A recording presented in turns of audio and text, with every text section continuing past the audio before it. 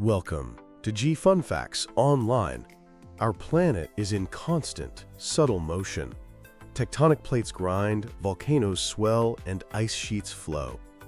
For the first time, we have a sentinel in the sky, designed to see all of it. This is the story of NISAR, a revolutionary satellite that is about to create the most detailed time-lapse movie of Earth ever made. NISAR, which stands for NASA-ISRO Synthetic Aperture Radar, isn't just another satellite. It's a paradigm shift in how we observe our world. Launched from India, this unblinking eye will pierce through clouds, darkness, and even dense forests to reveal our planet's most profound secrets. The story of NISAR is one of shared vision. It began in 2007 when the U.S. National Academy of Sciences highlighted the need for a satellite that could systematically study the solid Earth, the cryosphere, and our planet's ecosystems. As NASA began designing such a mission, it found an ideal partner in the Indian Space Research Organization, or ISRO, which had similar scientific goals. This led to a formal partnership in 2014, laying the groundwork for a truly joint mission. The division of labor was a masterclass in collaboration, playing to each agency's strengths. NASA's Jet Propulsion Laboratory, or JPL, took on the development of the L-band radar, a high-speed data communication system, and GPS receivers. Meanwhile, ISRO shouldered the responsibility for the spacecraft bus, the main body of the satellite, the S-band radar, and the powerful geosynchronous satellite launch vehicle that would carry it into orbit.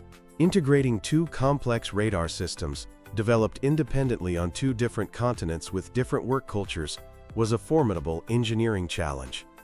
For nearly a decade, scientists and engineers from both agencies worked across vast time zones to ensure the instruments would function as a single, seamless unit.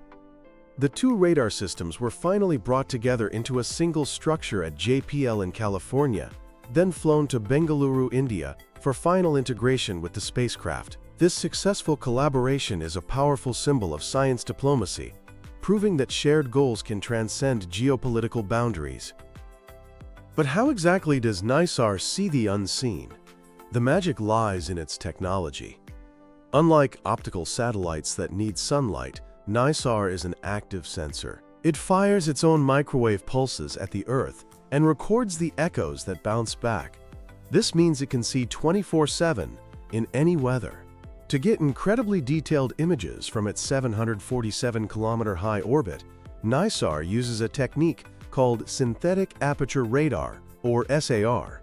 A normal radar would need an impractically large antenna several kilometers long to achieve this resolution. SAR cleverly gets around this by using the satellite's own motion. As NISAR orbits, it sends out thousands of radar pulses, imaging the same spot on the ground from slightly different angles. By combining these returning echoes, advanced signal processing creates a massive synthetic antenna, resulting in images with a resolution of just 5 to 10 meters. What truly sets NISAR apart, however, is that it's the first satellite to use two different radar frequencies at the same time, L-band and S-band. This dual-frequency capability is the secret to its versatility. NASA's L-band radar has a long wavelength of about 24 centimeters. This allows it to penetrate through forest canopies, to see the ground below, measure soil moisture, and interact with the large structures of a forest, like trunks and branches, which is crucial for estimating biomass. In contrast, ISRO's S-band radar uses a shorter wavelength of about 12 centimeters. This makes it more sensitive to smaller features, like light vegetation, leaves at the top of a forest, and the texture of agricultural crops. By combining data from these two complementary frequencies, scientists get a complete, multi-layered picture. When looking at a forest, the L-band reveals the structure and biomass, while the S-band provides information about the canopy's health. Another groundbreaking technology is SweepSAR. Radar satellites have always faced a trade-off. You could either get wide coverage with low resolution, or high resolution over a narrow strip. SweepSAR gives NISAR the best of both worlds. It uses its entire feed array to illuminate a wide swath of ground over 240 kilometers across. Then, as it receives the echo, it electronically sweeps its listening beam, collecting high-resolution data over the entire wide area with no gaps. This innovation is why NISAR can map the whole globe with such incredible frequency and detail. Perhaps the most visually stunning part of the satellite is its antenna. It's a massive 12-meter, or 39-foot, deployable mesh reflector, the largest of its kind ever launched by NASA. To fit inside the rocket, this giant structure was packed like a tight umbrella. Once in orbit, it unfurled in a carefully choreographed sequence. A 9-meter boom extended, and then, in a process described as a bloom, the reflector's frame unfurled, pulled into its final shape by motors and cables. The successful 37-minute deployment was a critical milestone for the mission. So with this technological marvel, what scientific quests will NISAR undertake? Its primary objectives are to study the solid Earth, the cryosphere, and our planet's ecosystems. First, the restless Earth. Our planet's crust is always moving, leading to earthquakes and volcanic eruptions. NISAR can't predict these events, but it can help us understand the processes behind them. Many volcanic eruptions are preceded by the ground swelling or sinking by just a few centimeters as magma moves beneath. Using a technique called interferometric SAR, or INSAR, which compares radar images taken at different times, NISAR can detect these tiny movements with millimeter-scale accuracy. This could provide early warnings of potential eruptions, even in remote, cloud-covered regions. Similarly, NISAR will map the slow buildup of strain along tectonic fault lines, identifying sections that might be prone to rupture. For seismically active regions like the Himalayas, this data will be invaluable for assessing risk.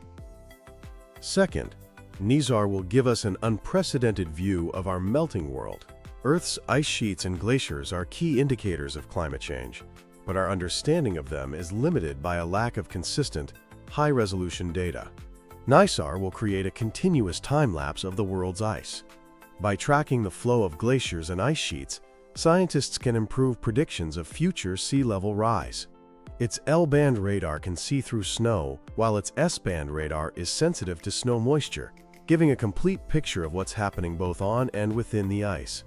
It will provide unparalleled coverage of Antarctica's interior, a major source of uncertainty in sea level projections. Third, NISAR will revolutionize how we monitor the living planet.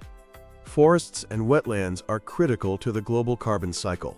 NISAR's ability to penetrate forest canopies will allow scientists to estimate biomass, the carbon stored in trees, with far greater accuracy. It will track deforestation and forest degradation in near real time, even in cloudy regions like the Amazon. The mission will also be a game-changer for agriculture. By monitoring crop growth, soil moisture, and plant health, NISAR will provide farmers and policymakers with information to optimize irrigation, improve yields, and enhance food security. For a nation like India, which relies heavily on agriculture, this capability is of immense strategic importance. The mission will also keep a close watch on the world's wetlands, tracking changes in water levels and providing crucial data for their conservation. One of the most remarkable aspects of NISAR is the sheer volume of data it will produce, an astonishing 80 terabytes every single day. That's equivalent to filling about 150 high-capacity hard drives daily. Getting this data from orbit into the hands of scientists is a monumental task. The data is downlinked to ground stations, and for the first time on such a large scale, it will be processed and distributed entirely in the commercial cloud. This allows researchers to analyze the data without having to download petabytes of information to their local computers. A cornerstone of the mission is its open data policy. All of NISAR's data will be made freely available to the public, typically within 1 to 2 days of collection. During emergencies like earthquakes or floods, data will be available within hours. This democratization of data empowers scientists, educators, and even citizen scientists worldwide. The massive dataset also opens up new frontiers for artificial intelligence and machine learning. It would be impossible for humans to sift through this much data manually. AI algorithms, however, can be trained to automatically detect changes in the landscape, classify different land covers, and identify potential precursors to natural disasters, unlocking the full potential of this extraordinary dataset.